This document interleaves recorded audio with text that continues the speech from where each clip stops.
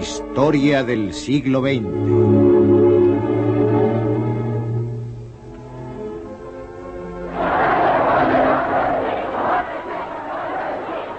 La revolución de un solo hombre, Mao Zedong. Este hombre, Mao Zedong, condujo un país de 540 millones de campesinos hacia el mundo moderno. Lo consiguió tras medio siglo de guerras civiles e internacionales. Utilizó una mezcla de nacionalismo y comunismo para mantener al pueblo unido y dirigió el Partido Comunista Chino durante 42 años.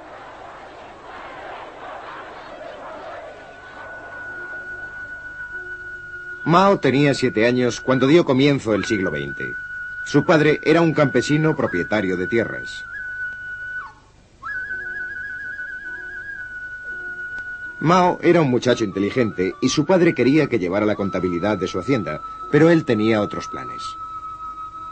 El joven campesino de provincia se mantenía atento mientras el gobierno de la emperatriz viuda se hundía en el caos.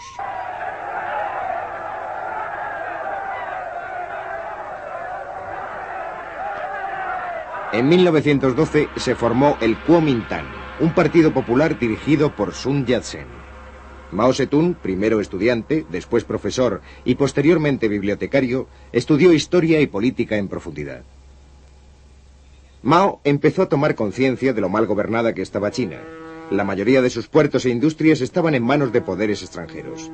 Shanghái, controlado por británicos y franceses, era el mayor de los puertos chinos.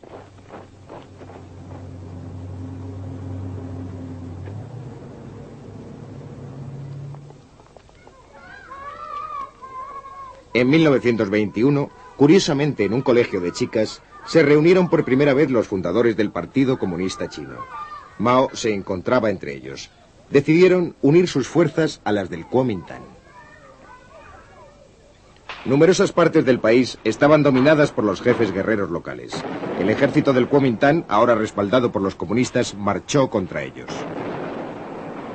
Más tarde, Mao fue a la provincia de Jiangxi para organizar un ejército campesino.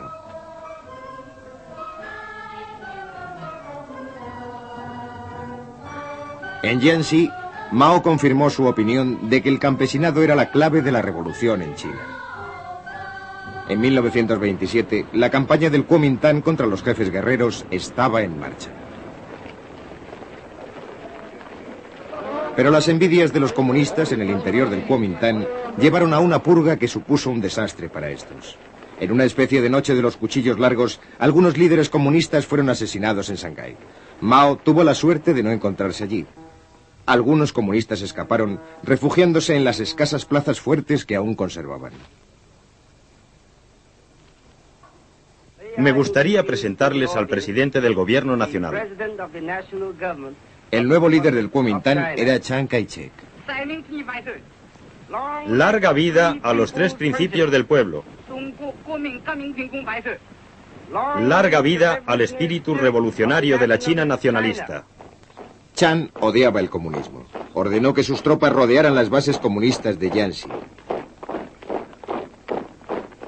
Poco a poco fueron intentando acabar con ellos en una serie de campañas de exterminio.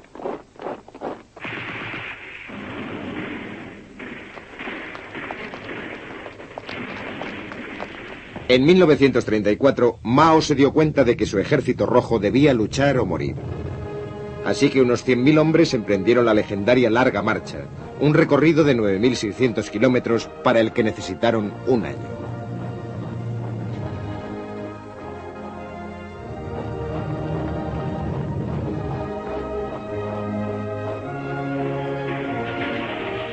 Las fuerzas del Kuomintang hostigaron a los participantes en la marcha.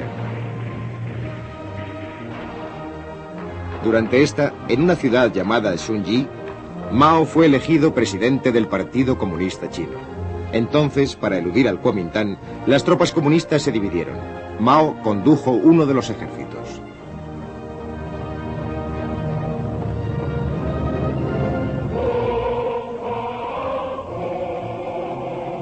Aunque hubo desacuerdos, los participantes en la marcha acabaron por llegar a los territorios del noroeste que estaban en manos comunistas. Solo 30.000 sobrevivieron. Establecieron una base en los alrededores de la pequeña ciudad de Yenan. Vivían en cuevas hechas en las laderas de las colinas.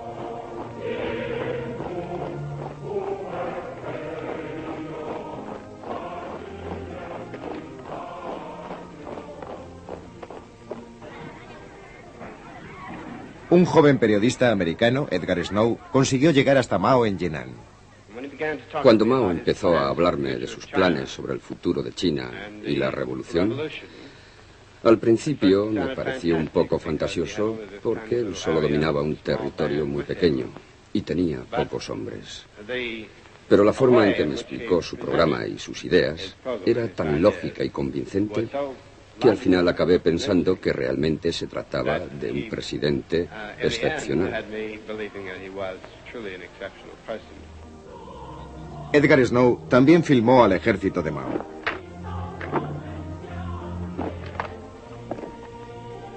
Era el momento de hacer planes y preparativos. Sus soldados fueron entrenados para divulgar un mensaje político, que los campesinos no tenían por qué pasar hambre y ser explotados, que China podía ser gobernada con justicia. Los campesinos nunca habían visto a los soldados portarse así. Ayudaban a la gente, pagaban por las cosas que necesitaban, dejaban todo limpio, respetaban a las mujeres y no destruían los sembrados.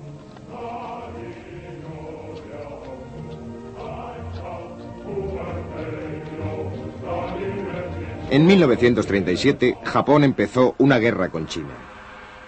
Ahora Chiang Kai-shek y los comunistas se enfrentaban a un enemigo común.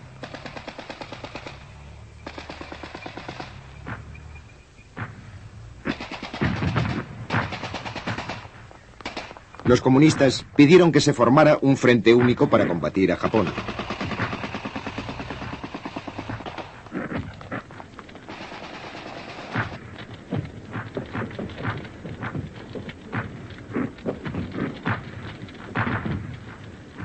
Los americanos y los británicos que apoyaban al Kuomintang pidieron a Chiang Kai-shek que aceptara la capitulación japonesa en 1945.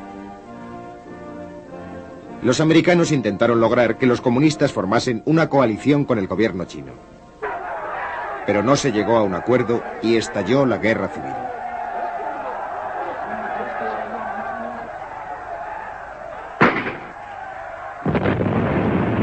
En un primer momento, el Kuomintang era muy superior numéricamente y tenía armamento más moderno, pero sus tropas estaban mal entrenadas y mal pagadas. En el verano de 1948, el Kuomintang ya había empezado a perder terreno.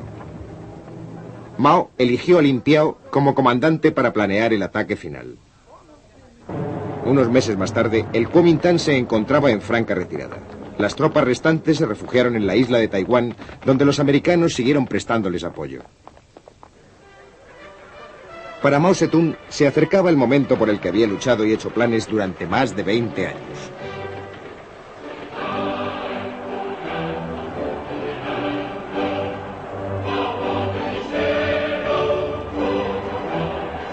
El 1 de octubre de 1949, Mao y sus colaboradores se apostaron en la Puerta de la Paz Celestial de Pekín y Mao proclamó la nueva República Popular China.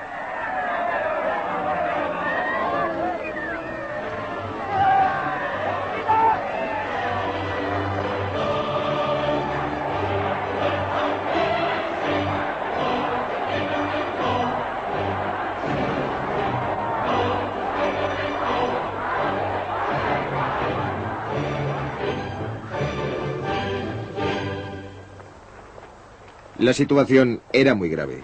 China pasaba hambre y estaba en ruinas. Mao y sus colaboradores empezaron a actuar con energía. Los grandes propietarios de tierras, en especial los que habían utilizado la violencia con los campesinos, fueron condenados por los tribunales populares. A muchos de ellos se les sentenció a muerte. Las escrituras de sus posesiones fueron quemadas y sus tierras se repartieron.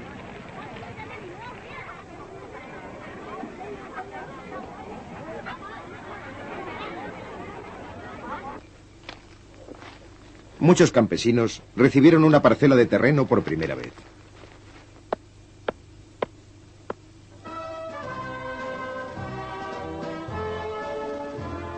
En Moscú, Stalin se entrevistó con Mao y le ofreció ayuda. Se envió a técnicos soviéticos para que ayudasen en la construcción de embalses, puentes, fábricas y ferrocarriles.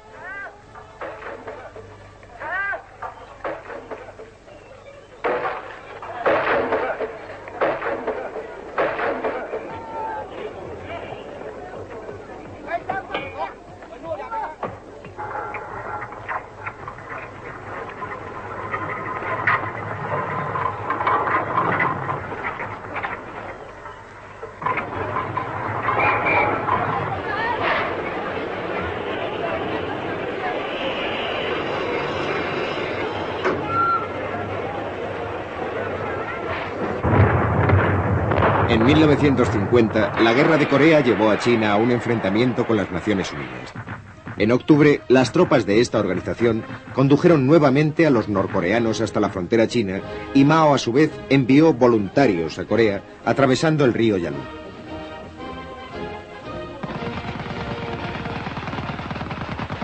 En un primer momento, las fuerzas comunistas chinas consiguieron vencer a las de las Naciones Unidas.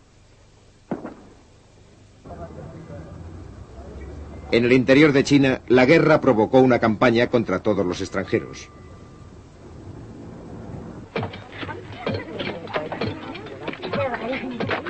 Mao quería estimular a la población para que consiguieran nuevos logros por sus propios medios. A mediados de los años 50 se formaron los colectivos agrícolas. Un colectivo era la unión de las pequeñas propiedades de los campesinos en unidades mayores. Se crearon más escuelas. Los campesinos eran entrenados como soldados a tiempo parcial. Mao tenía confianza en lo que hacía y aceptaba las críticas. En 1957, con el eslogan de que florezcan las 100 flores, pidió a los intelectuales que expresasen su opinión sobre el gobierno. Pero la campaña se le fue de las manos. Mao y el Partido Comunista fueron atacados abiertamente. La campaña de las 100 flores se dio por terminada. En 1958 llegó el gran salto hacia adelante, un enorme esfuerzo para colocar a China al mismo nivel que el industrializado mundo occidental.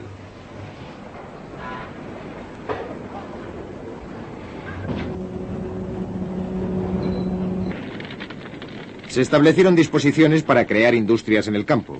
En toda China, los campesinos intentaron producir acero en sus propios hornos. Trabaja duro durante 3 años y sé feliz durante 1000, decía el eslogan. Sin embargo, el gran salto hacia adelante no consiguió producir los resultados esperados. China no podía ir tan deprisa como querían sus líderes. Así que, aunque Mao mantuvo su puesto clave como jefe del partido, un burócrata, Liu Shaoxi, se hizo cargo de la presidencia del país. El fracaso del gran salto supuso un retroceso para China y 3 años de condiciones climáticas desfavorables y malas cosechas empeoraron la situación. La gente pasaba hambre. A pesar de las dificultades, el sistema de racionamiento evitó las muertes por inanición.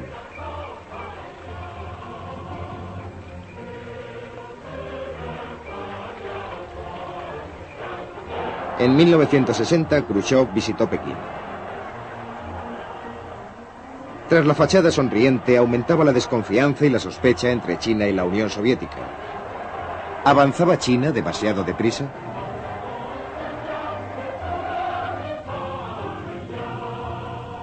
La Unión Soviética rompió la promesa de entregar a los chinos una bomba nuclear. Sus diferencias fueron en aumento. Los soviéticos hicieron regresar a sus técnicos, provocando un retroceso importante en los planes de industrialización.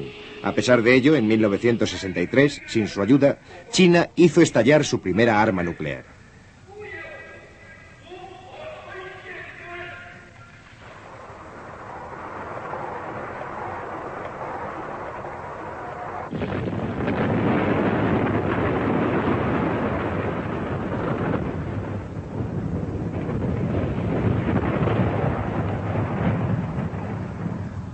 El presidente Mao no estaba contento con el creciente poder de la burocracia china. En 1966 trató de acabar con ella, dando comienzo a una revolución cultural por todo el país. En un pequeño libro rojo expuso sus pensamientos sobre cómo se debía vivir y trabajar. Lin Piao, al que entonces se consideraba futuro sucesor de Mao, habló a miles de jóvenes guardias rojos en Pekín. En nombre de la revolución cultural, se decidió acabar con las instituciones. La esposa de Mao, Jiang Qin, aportó sus propias ideas. Ella deseaba una revolución en las artes. Las escuelas y las universidades cerraron sus puertas. Los guardias rojos llevaron a cabo una violenta campaña contra todo lo que recordase el viejo mundo. Los oponentes de Mao fueron estigmatizados y hechos desaparecer.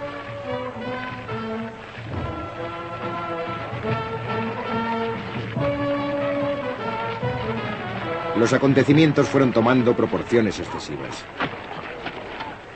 Solo una cosa podía hacerse: llamar al ejército para que restableciese el orden. Y así, el ejército tomó las fábricas, las comunas, los colegios.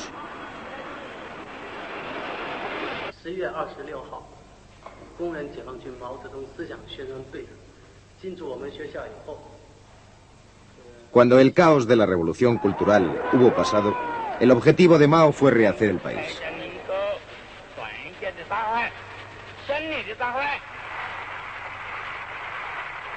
Más importante que la revolución en el campo y en las fábricas, iba a ser la revolución operada en el nuevo hombre chino.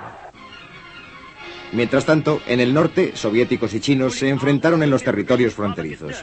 Los líderes chinos veían a la Unión Soviética como una amenaza creciente. Los noticiarios expresaban esos temores. Podemos sacrificar nuestras vidas, pero no podemos perder ni una sola pulgada del sagrado territorio de nuestra patria. De esta forma, China empezó a cultivar las relaciones con otros gobiernos. Y en 1972, el presidente norteamericano Richard Nixon viajó a Pekín, acabando así casi 25 años de hostilidad entre China y Estados Unidos. Por fin, la China comunista ocupó en la ONU el lugar que hasta entonces había ocupado el Kuomintang exiliado en Taiwán.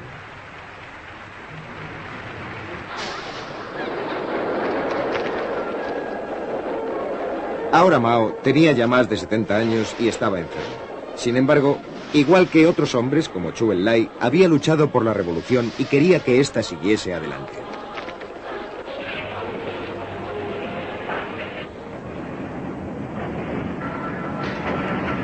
Creía firmemente que la revolución era vital para el proceso de industrialización chino.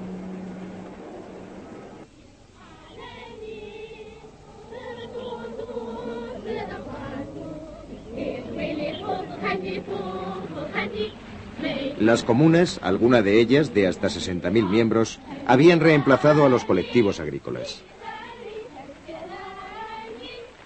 Mao había logrado mejorar el nivel de vida de centenares de millones de chinos. Para todos ellos, Mao sobresalía entre otros líderes.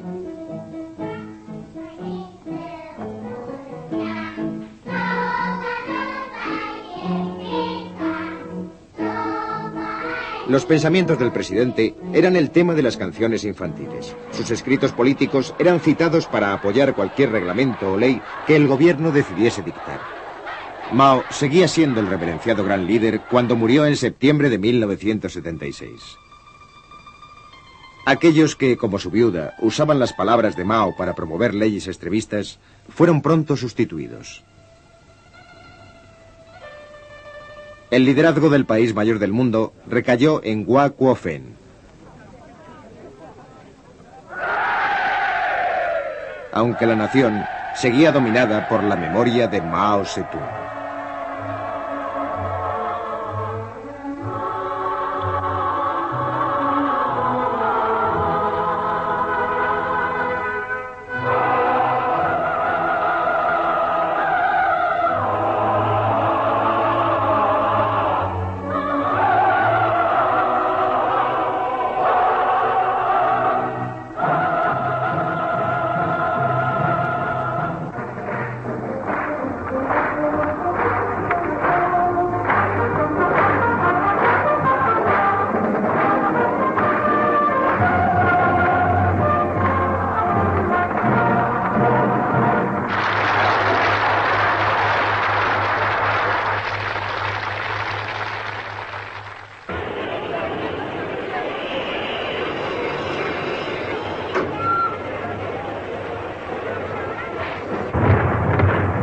En 1950, la Guerra de Corea llevó a China a un enfrentamiento con las Naciones Unidas.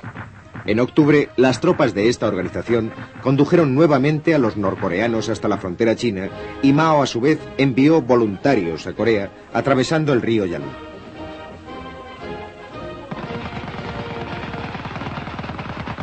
En un primer momento, las fuerzas comunistas chinas consiguieron vencer a las de las Naciones Unidas.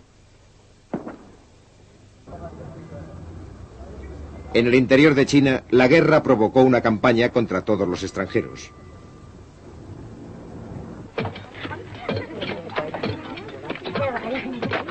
Mao quería estimular a la población para que consiguieran nuevos logros por sus propios medios. A mediados de los años 50 se formaron los colectivos agrícolas. Un colectivo era la unión de las pequeñas propiedades de los campesinos en unidades mayores. Se crearon más escuelas. Los campesinos eran entrenados como soldados a tiempo parcial. Mao tenía confianza en lo que hacía y aceptaba las críticas. En 1957, con el eslogan de que florezcan las 100 flores, pidió a los intelectuales que expresasen su opinión sobre el gobierno. Pero la campaña se le fue de las manos. Mao y el Partido Comunista fueron atacados abiertamente. La campaña de las 100 flores se dio por terminada. En 1958 llegó el gran salto hacia adelante, un enorme esfuerzo para colocar a China al mismo nivel que el industrializado mundo occidental.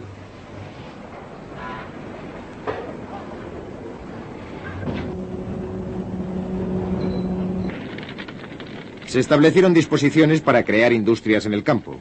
En toda China, los campesinos intentaron producir acero en sus propios hornos. Trabaja duro durante 3 años y sé feliz durante 1000, decía el eslogan. Sin embargo, el gran salto hacia adelante no consiguió producir los resultados esperados. China no podía ir tan deprisa como querían sus líderes. Así que, aunque Mao mantuvo su puesto clave como jefe del partido, un burócrata, Liu Shaoxi, se hizo cargo de la presidencia del país.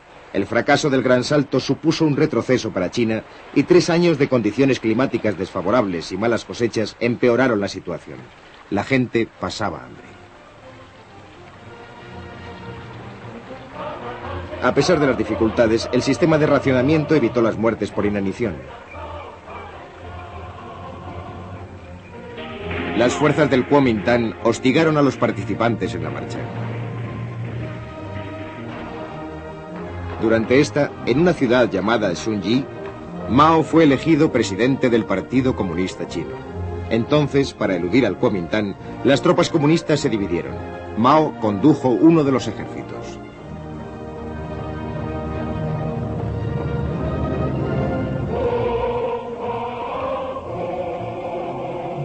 Aunque hubo desacuerdos, los participantes en la marcha acabaron por llegar a los territorios del noroeste que estaban en manos comunistas. Solo 30.000 sobrevivieron. Establecieron una base en los alrededores de la pequeña ciudad de Yenan. Vivían en cuevas hechas en las laderas de las colinas.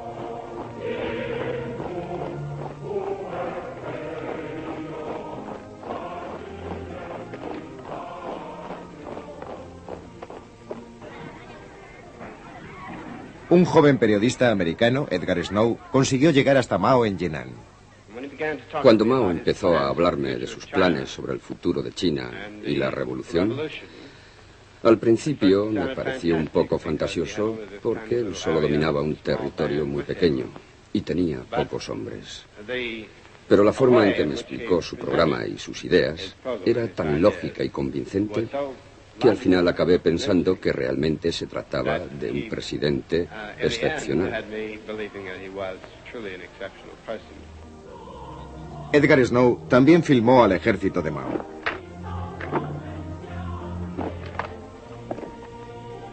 Era el momento de hacer planes y preparativos. Sus soldados fueron entrenados para divulgar un mensaje político, que los campesinos no tenían por qué pasar hambre y ser explotados, que China podía ser gobernada con justicia. Los campesinos nunca habían visto a los soldados portarse así. Ayudaban a la gente, pagaban por las cosas que necesitaban, dejaban todo limpio, respetaban a las mujeres y no destruían los sembrados.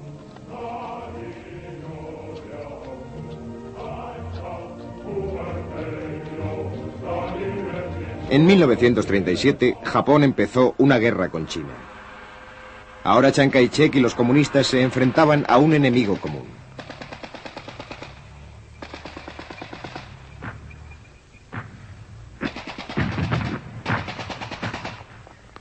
Los comunistas pidieron que se formara un frente único para combatir a Japón.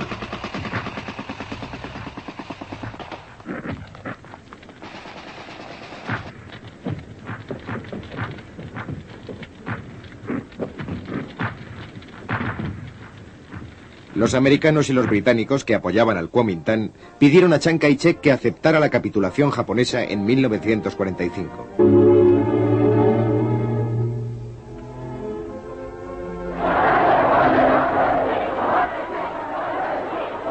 La revolución de un solo hombre, Mao Zedong. Este hombre, Mao Zedong, condujo un país de 540 millones de campesinos hacia el mundo moderno. Lo consiguió tras medio siglo de guerras civiles e internacionales. Utilizó una mezcla de nacionalismo y comunismo para mantener al pueblo unido y dirigió el Partido Comunista Chino durante 42 años.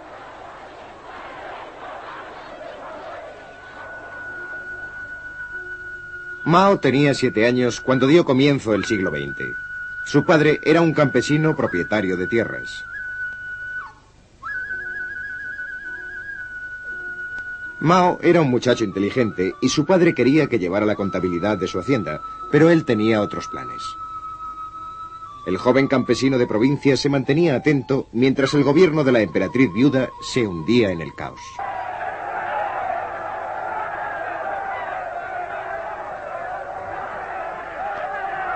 En 1912 se formó el Kuomintang, un partido popular dirigido por Sun Yat-sen.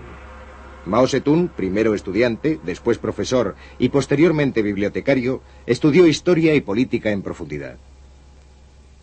Mao empezó a tomar conciencia de lo mal gobernada que estaba China. La mayoría de sus puertos e industrias estaban en manos de poderes extranjeros. Shanghái, controlado por británicos y franceses, era el mayor de los puertos chinos.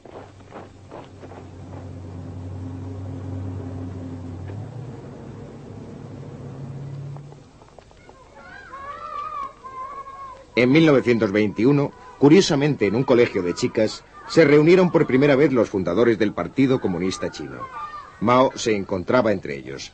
Decidieron unir sus fuerzas a las del Kuomintang. Numerosas partes del país estaban dominadas por los jefes guerreros locales. El ejército del Kuomintang, ahora respaldado por los comunistas, marchó contra ellos. Más tarde, Mao fue a la provincia de Jiangxi para organizar un ejército campesino.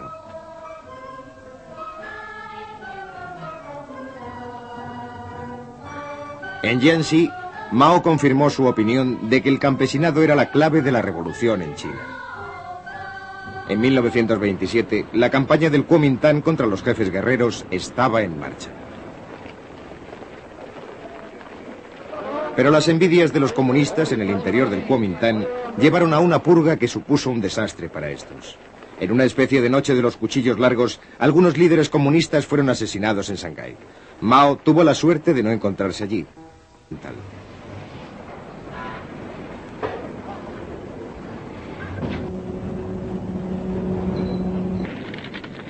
Se establecieron disposiciones para crear industrias en el campo. En toda China, los campesinos intentaron producir acero en sus propios hornos. Trabaja duro durante 3 años y sé feliz durante 1000, decía el eslogan. Sin embargo, el gran salto hacia adelante no consiguió producir los resultados esperados. China no podía ir tan deprisa como querían sus líderes. Así que, aunque Mao mantuvo su puesto clave como jefe del partido, un burócrata, Liu Shaoxi, se hizo cargo de la presidencia del país. El fracaso del gran salto supuso un retroceso para China y 3 años de condiciones climáticas desfavorables y malas cosechas empeoraron la situación. La gente pasaba hambre. A pesar de las dificultades, el sistema de racionamiento evitó las muertes por inanición.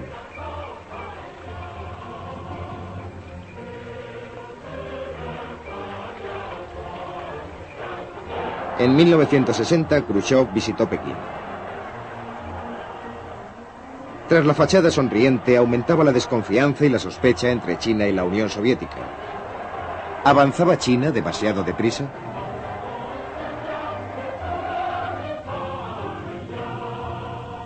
La Unión Soviética rompió la promesa de entregar a los chinos una bomba nuclear. Sus diferencias fueron en aumento. Los soviéticos hicieron regresar a sus técnicos, provocando un retroceso importante en los planes de industrialización. A pesar de ello, en 1963, sin su ayuda, China hizo estallar su primera arma nuclear.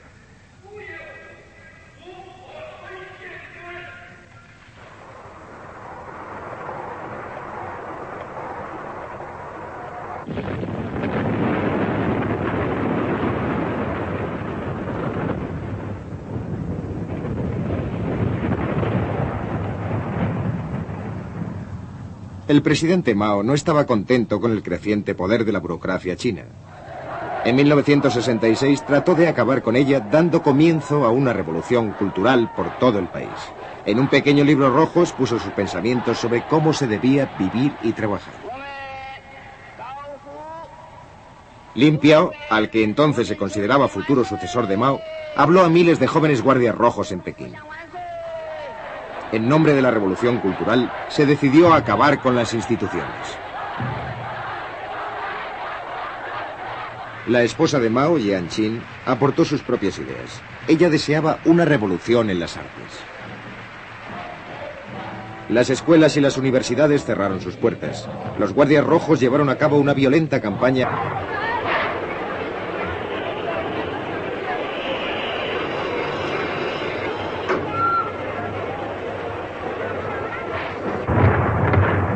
En 1950, la Guerra de Corea llevó a China a un enfrentamiento con las Naciones Unidas. En octubre, las tropas de esta organización condujeron nuevamente a los norcoreanos hasta la frontera china y Mao, a su vez, envió voluntarios a Corea atravesando el río Yalu.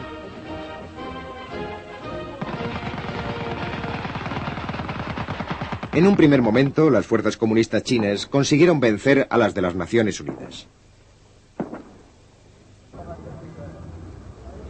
En el interior de China, la guerra provocó una campaña contra todos los extranjeros.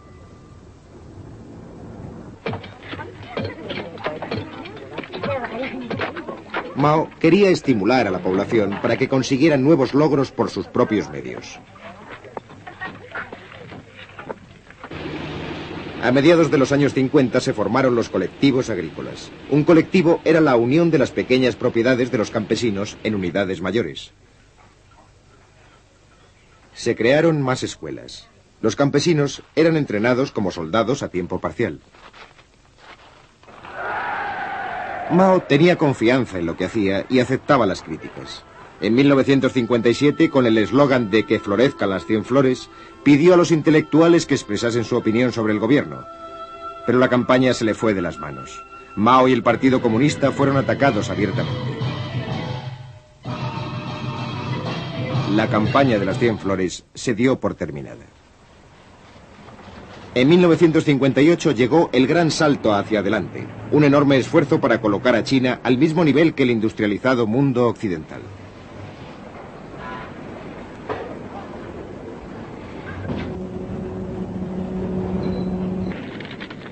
Se establecieron disposiciones para crear industrias en el campo. En toda China, los campesinos intentaron producir acero en sus propios hornos. Trabaja duro durante 3 años y sé feliz durante 1000, decía el eslogan. Sin embargo, el gran salto hacia adelante no consiguió producir los resultados esperados. China no podía ir tan deprisa como querían sus líderes. Así que, aunque Mao mantuvo su puesto clave como jefe del partido, un burócrata, Liu Shaoxi, se hizo cargo de la presidencia del país. El fracaso del gran salto supuso un retroceso para China y 3 años de condiciones climáticas desfavorables y malas cosechas empeoraron la situación. La gente pasaba hambre. A pesar de las dificultades, el sistema de racionamiento evitó las muertes por inanición.